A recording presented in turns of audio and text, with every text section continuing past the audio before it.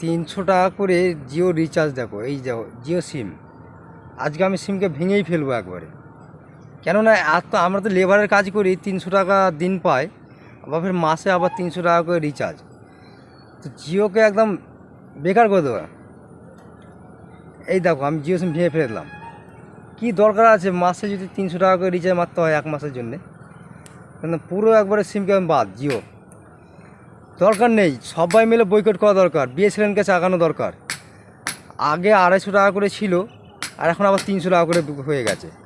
তো 300 টাকা করে হয়ে গেছে, আমাদের কি থরি পকেটে পয়সা, আমাদের খাওয়ার পয়সা জুটে না। আর Jio recharge plan, Voda plan সব বাড়িয়ে বসে আছে। এই জিও কোম্পানির না আম্বানির ছেলের বিয়ে হয়েছে, তো পুরো খরচাটা আমাদের পাবলিকের ওপর দিয়ে তুলছে।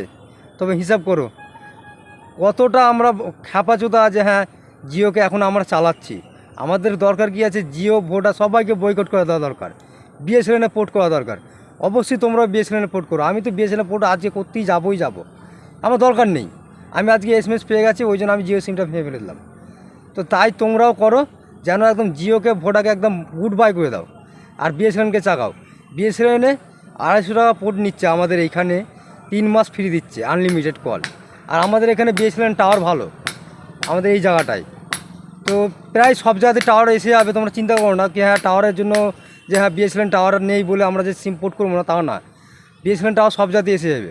তোমরা সেরকম করো যেন একদম বিএসএনএল একদম পুরো একদম উপরে উঠে, আর যেন জিও এয়ারটেল ভোডা যেন একদম শেষ হয়ে যায়। কেননা পাবলিককে দেখিয়ে দিতে হবে যে হ্যাঁ আমরা সব কিছু করতে পারি।